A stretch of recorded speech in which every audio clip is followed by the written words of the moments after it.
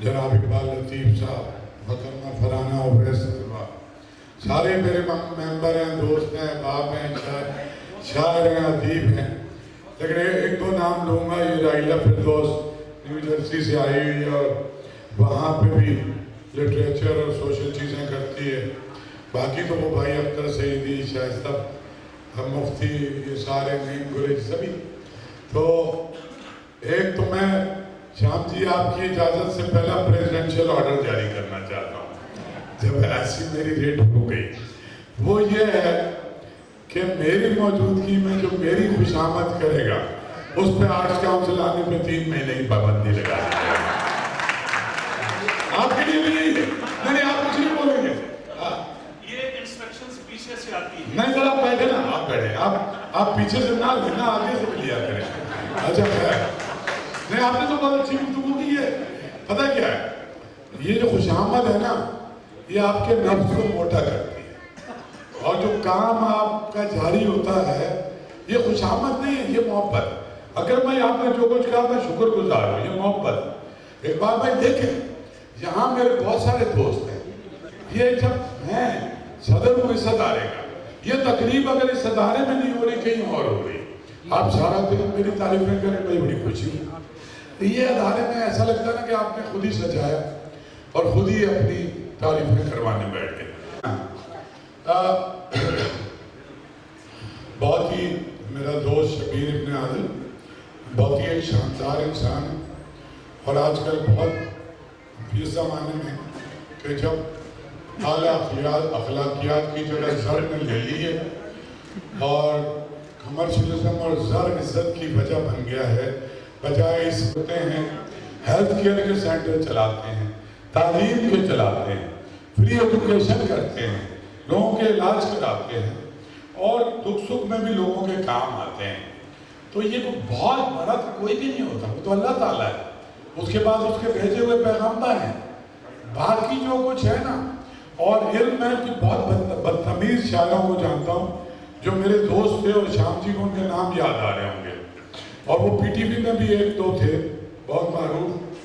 تو میں نے ان کے ساتھ بہت بدتمیزی کی ہے.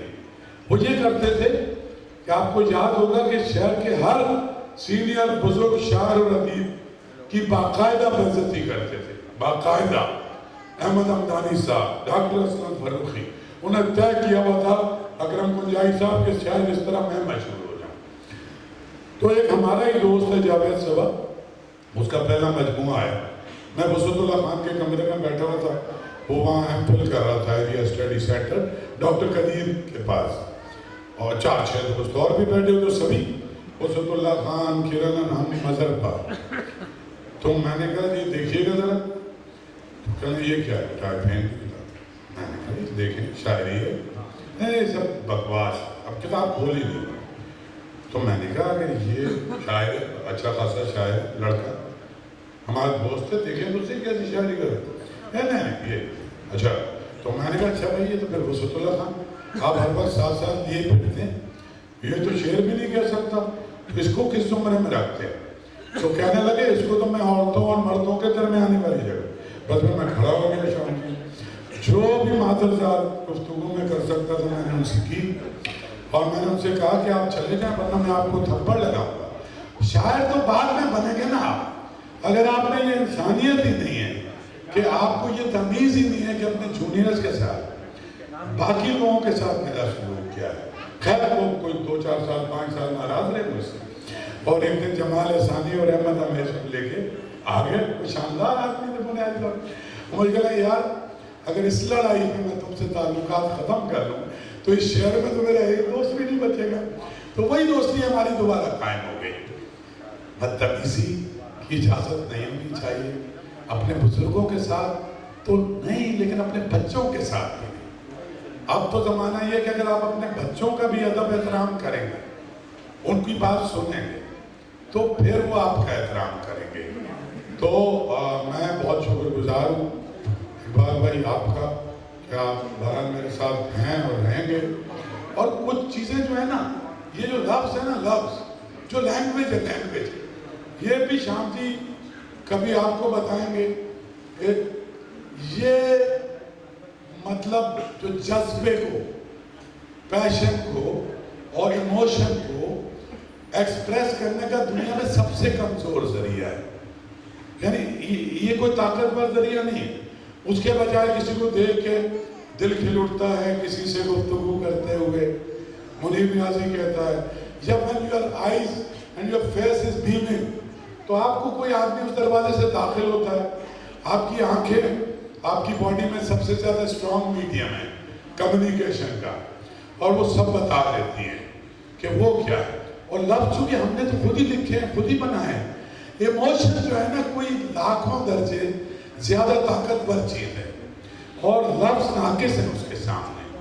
सारी दुनिया की शायरी करीब पहुंचने की कोशिश करते हैं, ना हुस्न की, ना बदसूरती की, ना खौफ की, किसी चीज़ की भी लफ्ज़ों के ज़रिए एक लिमिटेड आप इजहार अपने एक्सप्रेशन में ना आप अपने आप को एक्सप्रेस कर सकते हैं। आसिफ अंसारी साहब आप बहुत बड़े लिखे लोगों के साथ रहे, आप भी पढ़ते लिखते हैं, डॉक्यूमेंट्रीज बनाए। मुज़फ़्फ़र रिज़वी साहब को अल्लाह जन्नत नसीब करे, कितना इजहार करते थे, बहुत ही कम। और फिर अब्दुल्ला रऊफ़ अरूज और ये सारे लोग, इजहारिया जो है ना, या तो बिल्कुल ही ना किया जाए। जैसे हज़रत अली ने कहा कि खामोशी जो है वो आलम के लिए ज़ेवर है और जहल के लिए उसके जहल का पर्दा है। तो हम रात दिन कोशिश करते हैं कि अपने जहल के पर्दे को चार करें। आपको पता है इल्म क्या, इल्म की हकीकत क्या। भाई इल्म तो मीर साहब ने आखिरी शेर लिख दिया 250 साल पहले, यही जाना कि कुछ ना जाना। हाँ, जब इस दर्जे से आप आगे बढ़े तो आप जाहिल हैं। यही जाना कि कुछ ना जाना, हाँ सो भी एक उम्र में हुआ मालूम कि भाई सारी उम्र तो सारा कुछ पढ़ने के बाद पता चल। यही आइंस्टाइन ने मरते हुए कहा कि अब दुनिया मेरी समझ में आने लगी है। भाई ये खिलौने हमारे, किताबें, ये वो, बल्कि 99% लोग जो किताबें छापते हैं, मैं नहीं कहता, मुशफ़िक़ ख्वाजा कहते थे कि बाहर के मुल्कों में जिन कामों पे सजाएं मिलती हैं, हमारे मुल्क में उस पर PhD की डिग्री मिलती है। हाँ, और हमारे पे शफी मंत्री साहब बहुत बड़े आलिम थे, पिछले साल का, वो कहते थे कि बाकायदा क्रिमिनल ऑफेंस, ताज़ीरी जुर्म के तहत ये जो नाकिस किताबें लिखते हैं वो दरख्त करता है, उससे कागज बनता है, इनको कम से कम 3 साल की सजा होनी चाहिए। तो सिर्फ नाम नमोश के लिए कागज के अंदर किताब खोले भी तो कुछ हो ना, कुछ खोले तो उसके अंदर कुछ तहरीर हो ना, तो ठीक है। तो ये मैं कोई नसीहत किसी को नहीं कर रहा, मुझे पता है लाखों लोग लिख रहे हैं और आगे भी लिखते जाएंगे, लेकिन मैं जो यूनिवर्सिटी में पढ़ता था अब मेरा मूड बन गया है। और ये मेरी बहन, एक नौजवान मुल्क कहते हैं कि 60% आबादी हमारी नौजवान है, 15 से 35 साल तक की। लेकिन हमारी इन महफिलों में ज़्यादा तादाद हम बुज़ुर्गों की होती है, और यहाँ हम कोशिश नहीं करते कि नौजवानों को मदऊ करें ताकि ये सिलसिला जो है इल्म की रोशनी बांटने का ये आइंदा नस्ल तक मुंतकिल होता है। जनाब अकरम पंजाही, शबीर इब्न आदिल, यास्मीन फारूकी साहबा, इकबाल हकीम साहब, वीर हुसैन अली इमाम, हमारे सामीन में भी बहुत सी नुमायाँ शख्सियात तशरीफ़ रखती हैं।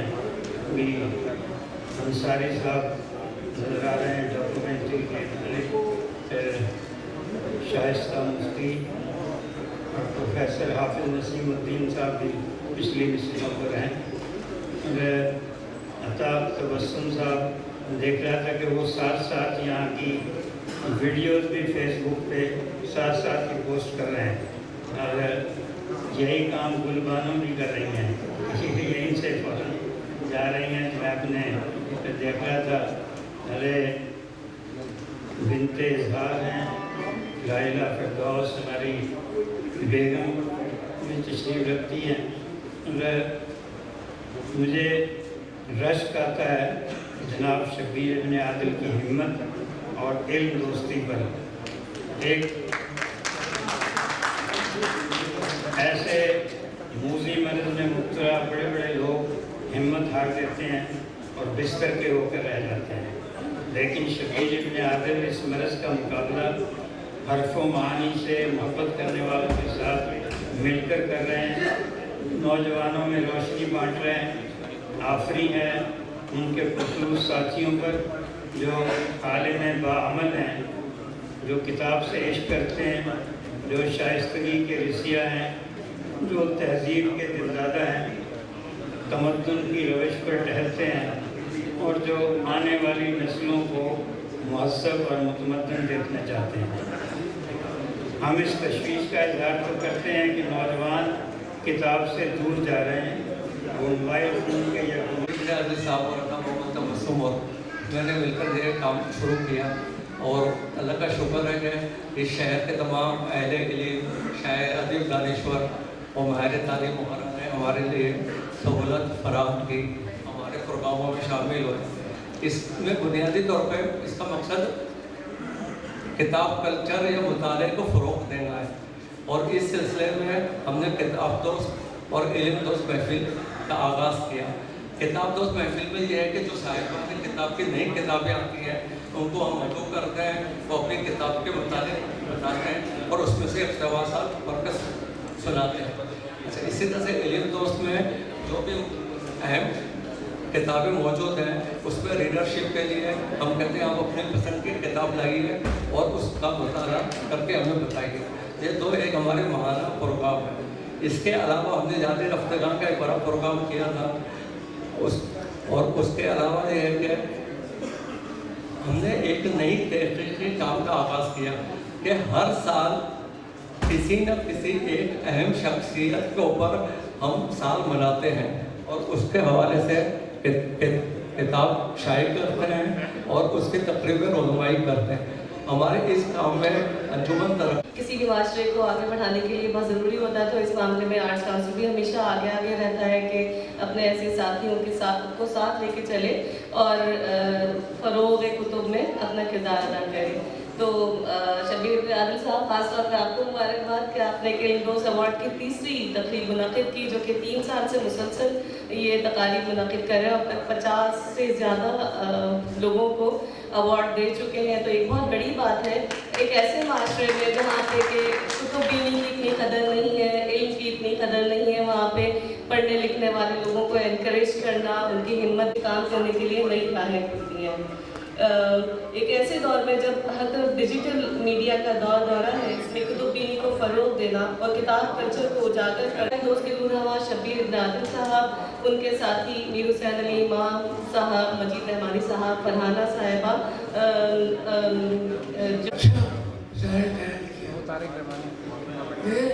میں اکثر دیکھتا ہوں اور محسوس کرتا ہوں کہ ہمارے درمیان سیکھنے اور سکھانے کا عمل کہیں رک گیا ہے یا کہیں گم ہو گیا ہے.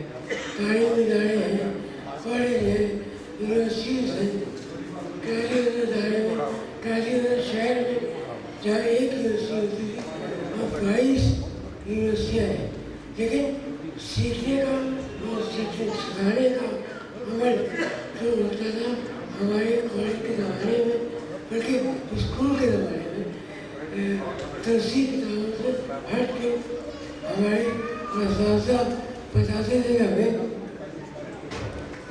زندگی کیسے گزارنی ہے. اور ایک ٹیچر میں یاد ہے وہ کہتے تھے ہسٹری جو ہے یہ سر یاد کرنے کا علم نہیں ہے، بلکہ ہمارے ماضی تعلق کو جوڑتا ہے. ابھی کچھ دن پہلے میں ایک خاتون دانشور کا سن رہا تھا. انہوں نے کہا کہ میرے نزدیک علم کی کوئی منزل نہیں ہے، اگر علم کی منزل ہو جائے تو ہم سب تھک گئے.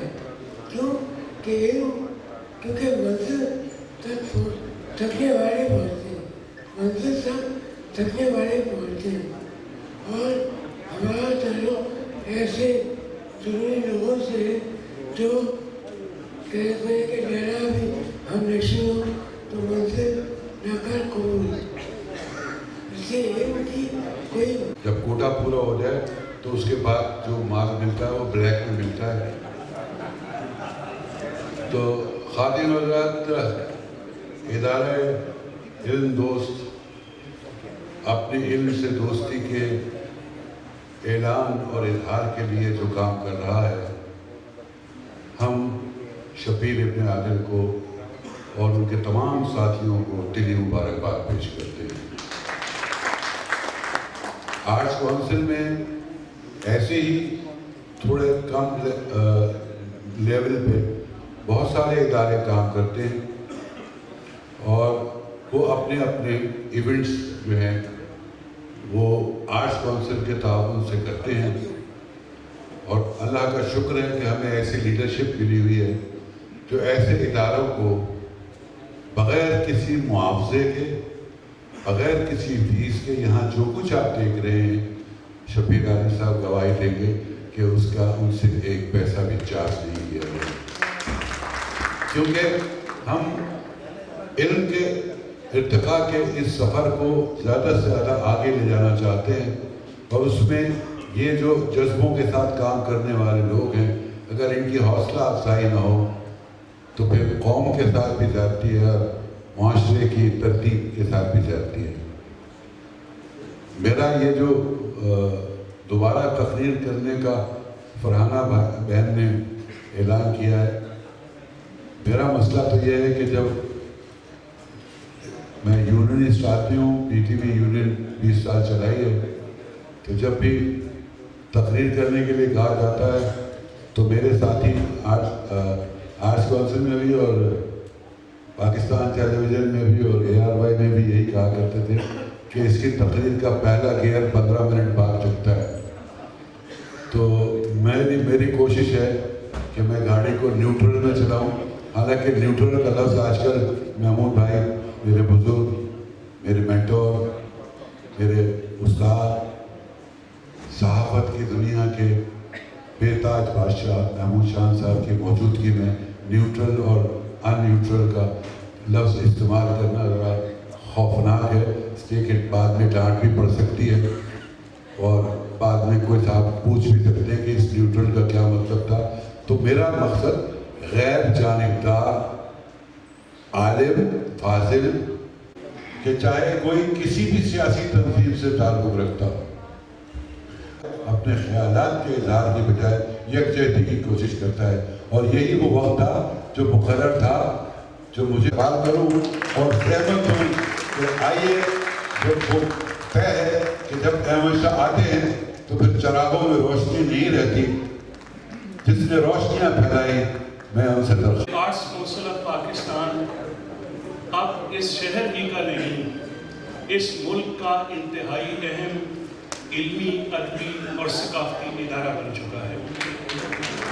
और जिस तरह हर इदारे के पीछे कुछ शख्सियात की मेहनत कार फरमा होती है, इसी तरह आर्ट्स काउंसिल ऑफ पाकिस्तान में एक ही शख्सियत है कि जिनका नाम और आर्ट्स काउंसिल का नाम मुसावी बन चुके हैं, और वो शख्सियत जनाब अहमद शाह की है।